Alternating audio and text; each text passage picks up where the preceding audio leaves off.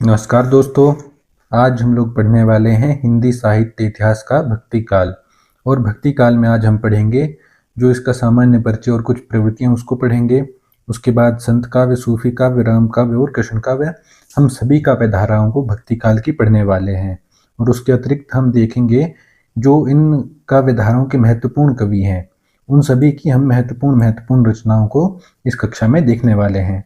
तो कक्षा में अंत तक अवश्य बने रहना और चैनल को भी सब्सक्राइब करके अवश्य रख लेना, ठीक है। तो चलिए शुरू करते हैं भक्ति काल। यदि हम भक्ति काल की बात करें तो इसमें हमें पता है कि भक्ति काल को दो धाराओं में विभाजित किया जाता है। सबसे पहली है निर्गुण भक्ति धारा और उसके बाद है सगुण भक्ति धारा। और यदि हम निर्गुण की बात करें तो इसे भी आगे दो शाखाओं में विभाजित किया गया है।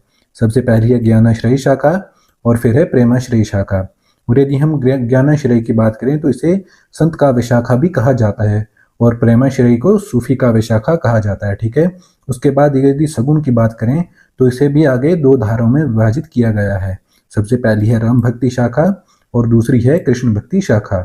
इसमें जिन भक्त कवियों ने राम को अपना ईश्वर मानकर काव्य रचना की उसे राम भक्ति काव्य शाखा कहा गया, और उसके बाद जिन्होंने कृष्ण को आधार बनाकर काव्य रचा उन्हें कृष्ण भक्ति शाखा कहा गया, ठीक है। इसके बाद यदि हम इन शाखाओं की बात करें तो सबसे पहली आती है निर्गुण भक्ति काव्य, ठीक है। यदि हम निर्गुण भक्ति का बात करें तो मैंने अभी बताया कि इसमें दो धारा हैं, दो शाखाएं, कौन कौन सी, ज्ञानाश्रयी और प्रेमाश्रयी, यानी कि संत काव्य और सूफी काव्य।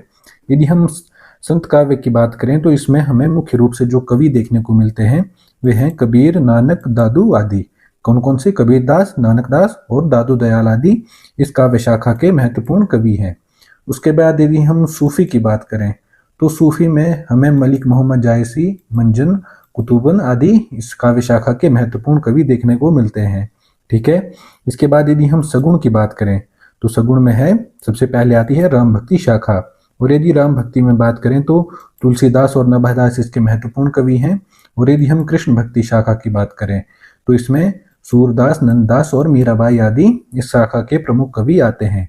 और अब हम देख लेते हैं जो इन काव्य धाराओं के, काव्य शाखाओं के महत्वपूर्ण कवि हैं और उनकी जो महत्वपूर्ण रचनाएं हैं उन्हें भी हम एक एक करके देख लेते हैं। सबसे पहले यदि हम ज्ञानाश्रयी की बात करें तो इसमें जो सबसे पहले कवि आते हैं, सबसे पहला नाम आता है रामानंद का। यदि हम रामानंद की बात करें तो संत मत के प्रचार प्रसार का श्रेय इन्हें प्राप्त है। और यदि हम इनकी रचनाओं की बात करें तो वैष्णव मताब्ज जो कि संस्कृत भाषा में है, उसके बाद श्री रामार्चन पद्धति ये भी संस्कृत भाषा में ही है। इसके बाद इनकी हिंदी रचनाएं हैं जिनमें की है सिद्धांत पटल और ज्ञान लीला। और यदि ज्ञान लीला की बात करें तो ये बहुत ही महत्वपूर्ण रचना है रामानंद की, इसे आप याद करके रख लेना, ठीक है। इसके बाद आते हैं कबीर। यदि हम कबीर की बात करें तो इन्हें ज्ञानाश्रयी शाखा का प्रवर्तक कवि कहा जाता है, ठीक है। ज्ञानाश्रयी शाखा के अग्रणी श्रेष्ठ कवि कबीर, ठीक है। यदि हम इनकी रचनाओं की बात करें तो हमें कबीर का केवल एक ही ग्रंथ प्राप्त होता है और उस ग्रंथ का नाम क्या है, बीजक। और बीजक को आगे तीन भागों में विभाजित किया गया है। सबसे पहला है साखी, फिर है शब्द और फिर है रमेनी। और इनका जो संकलन है, आपको पता है कि कबीरदास पढ़े लिखे नहीं थे, तो इनका संकलन, इनकी रचनाओं का संकलन इनके शिष्य धर्मदास ने किया था बीजक नाम से, ठीक है, ये बात याद रखना। और यदि हम साखी की बात करें तो इसमें दोहे लिखे गए हैं। कबीर के जो दोहे हैं वे साखी में आते हैं। और शब्द और रमेनी में इनके गेय पद आते हैं। गेय पद यानी कि जिन्हें गाया जा सकता है उन्हें गेय पद कहते हैं, ठीक है। इसके बाद यदि हम आगे बात करें तो इसके बाद अगले इनके महत्वपूर्ण कवि हैं वे हैं गुरु नानक। यदि गुरु नानक की बात करें तो ये सिखों के पहले धर्म गुरु थे और इनकी महत्वपूर्ण जो रचनाएं हैं उनमें सबसे पहले है जुपजी, इसके बाद आशा दीवार, फिर रही रास और सोहिला इनकी महत्वपूर्ण रचनाएं हैं। इन सभी को आप याद करके रख लेना, ठीक है। इसके बाद आते हैं रैदास। यदि हम रैदास की बात करें तो इनका कोई हमें स्वतंत्र ग्रंथ प्राप्त नहीं होता। इनकी कुछ थोड़े बहुत हमें फुटकल पद या थोड़े बहुत कुछ रचनाएं हैं या पद के रूप में हमें ये प्राप्त ही होते हैं थोड़े बहुत। इनकी कोई स्वतंत्र रचना हमारे पास नहीं है। और जो इनके ये पद हैं ये संत बानी में बानी नाम से संग्रहित हैं, ठीक है। ये बात याद रखना कि रैदास का हमें कोई स्वतंत्र ग्रंथ प्राप्त नहीं होता।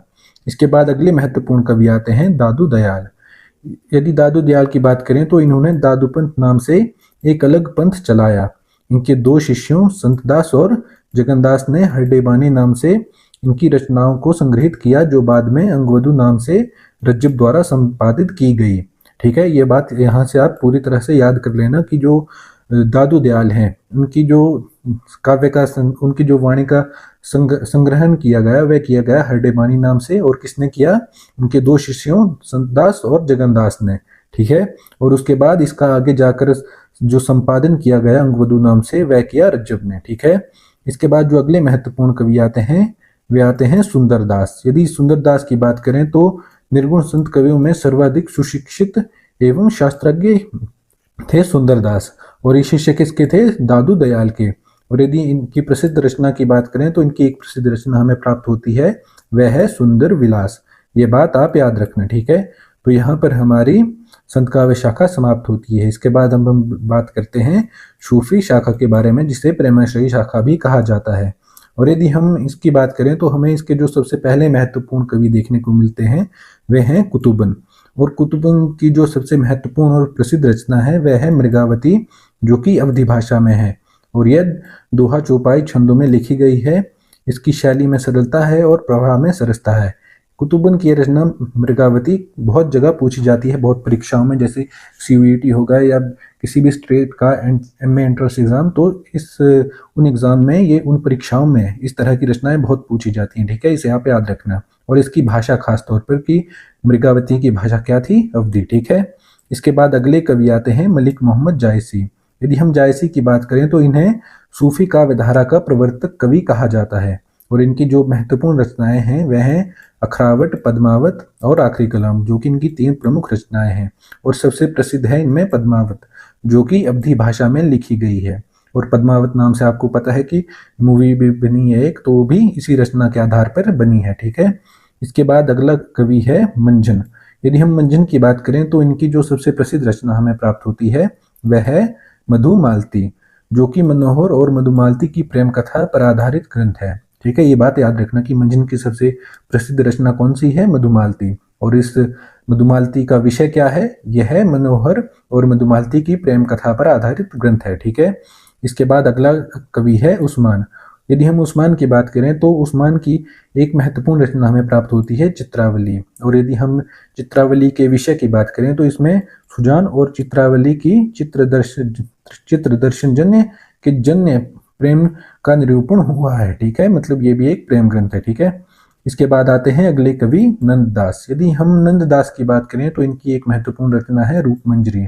और रूपमंजरी में कृष्ण के प्रेम का स्वच्छंद वर्णन हमें देखने को मिलता है। इसमें वैवाहिक बंधनों का विरोध किया एवं परकीय भाव की स्थापना कवि का उद्देश्य रहा है इस रचना में, रूपमंजरी में। ठीक है, और यदि हम इसकी शैली की बात करें तो ये दोहा चौपाई शैली में लिखी गई है, लेकिन इसकी भाषा क्या है, ब्रज भाषा। ठीक है, ये बात आप याद रखना कि रूपमंजरी किस शैली में लिखी गई, तो ये लिखी गई दोहा चौपाई शैली में, और इसकी भाषा क्या है, भाषा है ब्रज भाषा। ठीक है, ये बात आप याद रखना। इसके बाद अब हम लोग आते हैं सगुण भक्ति काव्य पे। यदि हम सगुण भक्ति की बात करें तो इसमें भी हमें 2 शाखाएं मिलती हैं, राम भक्ति और कृष्ण भक्ति। सबसे पहले हम बात करते हैं राम भक्ति शाखा के बारे में। यदि हम राम भक्ति शाखा को देखें तो इसके जो सबसे महत्वपूर्ण और अग्रणी कवि हमें देखने को मिलते हैं वे हैं तुलसीदास, जिन्हें कि इस शाखा का प्रवर्तक कवि माना जाता है। और इनकी हम रचनाएं की बात करें तो इनकी बहुत ही प्रसिद्ध और महत्वपूर्ण रचनाएं हमें देखने को मिलती है। सबसे पहले है दोहावली, फिर है कवितावली, फिर गीतावली, फिर है रामचरितमानस, जो कि सबसे प्रसिद्ध ग्रंथ है भक्ति काल का। ठीक है, उसके बाद है विनय पत्रिका, फिर रामललन हेचू और पार्वती मंगल। इसके अलावा जानकी मंगल भी इनकी एक बहुत ही महत्वपूर्ण रचना हमें देखने को मिलती है। ठीक है, इसके बाद अगले कवि आते हैं नभादास। यदि हम नभादास की बात करें तो ये इनका ग्रंथ है भक्तमाल, जो कि एक ऐतिहासिक ग्रंथ हमें मतलब एक ऐतिहासिक ग्रंथ के रूप में हमें देखने को मिलता है, क्योंकि इसमें जो भक्त कवि थे उनके जीवन चरित्र का वर्णन हमें इसी भक्तमाल में देखने को मिलता है। ठीक है, इसके बाद अगले कवि हैं प्राणचंद चौहान।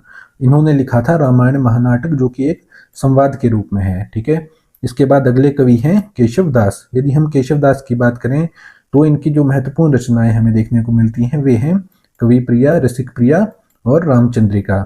इसके बाद अगले कवि हैं सेनापति। यदि हम सेनापति की बात करें तो इनकी कविता रत्नाकर बहुत ही प्रसिद्ध ग्रंथ है। ठीक है, ये बात आप याद रखना।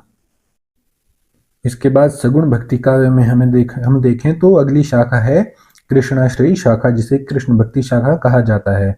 और यदि हम इसके महत्वपूर्ण कवियों को देखें तो सबसे पहले आते हैं वल्लभाचार्य। यदि हम वल्लभाचार्य की बात करें तो इनकी प्रमुख जो रचनाएं हैं वे हैं पूर्व मीमांस भाष्य, उत्तर मीमांस या जिसे ब्रह्मसूत्र भी कहा जाता है, ब्रह्मसूत्र भाष्य, उसके बाद सुबोधनी टीका और तत्वदीप निबंध आदि। ठीक है, ये थी वल्लभाचार्य की महत्वपूर्ण रचनाएं, इन्हें याद रखना। इसके बाद हैं सूरदास, जो कि इस शाखा के प्रमुख कवि और इन्हें कृष्ण भक्ति काव्य का प्रवर्तक कहा जाता है। यदि हम इनकी रचनाओं की बात करें तो सूरसागर, सूरसारावली, साहित्य लहरी इनकी महत्वपूर्ण रचनाएं हैं और इन्हें श्रृंगार और वात्सल्य रस का सम्राट कहा जाता है, खासकर वात्सल्य रस का सम्राट इन्हें कहा जाता है। ठीक है, इसके बाद अगले कवि हैं नंददास। यदि हम नंददास की बात करें तो इनकी जो प्रमुख रचना है वह है रस पंचाध्यायी। यह इनकी सबसे प्रमुख रचना है और इनकी प्रसिद्धि का आधार भी यही रस पंचाध्यायी है। इसके बाद सिद्धांत पंचाध्यायी, उसके बाद रूप मंजरी और रस मंजरी आदि इनकी कुछ महत्वपूर्ण रचनाएं हैं जिन्हें कि आप याद रखेंगे। ठीक है, इसके बाद अगले कवि हैं कृष्णदास, जिनकी की एक प्रसिद्ध रचना है जुगमान चरित्र। इसके बाद है मीराबाई, जिनकी की गीत गोविंद की टीका, रास गोविंद और राग सोरठ के पद इनकी महत्वपूर्ण रचनाएं हमें देखने को मिलती हैं। इसके बाद अगले कवि हैं रसखान। और यदि रसखान की बात करें तो इनकी एक प्रसिद्ध रचना है प्रेम वाटिका, जिसे कि याद रखना। ठीक है, इसके बाद हमारे अंतिम कवि आते हैं रहीम। यदि हम रहीम की बात करें तो रहीम की जो प्रमुख रचना है प्रसिद्ध सबसे, उसमें है रहीम दोहावली, वरवै नायिका भेद, उसके बाद है श्रृंगार सोरठ, उसके बाद खेल कौतुकम, जो कि एक ज्योतिष ग्रंथ है। तो यहाँ पर हमारी आज की कक्षा समाप्त होती है। मुझे विश्वास है कि आपको कक्षा पसंद आई होगी, और कक्षा पसंद आई है तो वीडियो को लाइक और चैनल को सब्सक्राइब करके अवश्य रख लेना। और मैं आगे भी प्रयास करूंगा कि आपके लिए इससे भी अच्छी अच्छी कक्षाएं मैं लाता रहूं। धन्यवाद।